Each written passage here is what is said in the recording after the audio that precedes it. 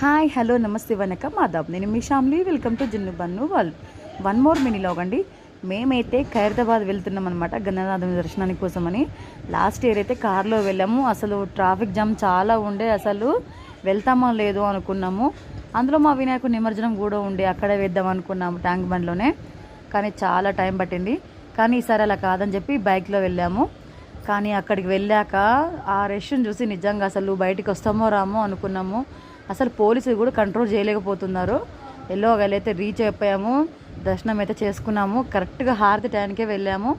నిజంగా అంటే ఎన్ని కష్టాలు వచ్చినా సరే ఆ దేవుడి ముఖం చూసేసరికి అవన్నీ మర్చిపోవాల్సింది. నిజంగా సేమ్ తిరుపతికి వెళ్ళినప్పుడు ఎలా ఫీలింగ్ వస్తుందో ఖైరతాబాద్ వచ్చినా కూడా అట్లే ఫీలింగ్ ఉంటుంది. అంత రష్ అసలు నిజంగా అమ్మో అసలు తట్టుకోలేకపోయాం. పిల్లలకి అసలు పిల్లల్ని పట్టుకొని వెళ్ళేసరికి నిజంగా అసలు. కానీ దేవుని దర్శనం అయితే అయ్యింది చాలీగా. ఎంత తర్వాత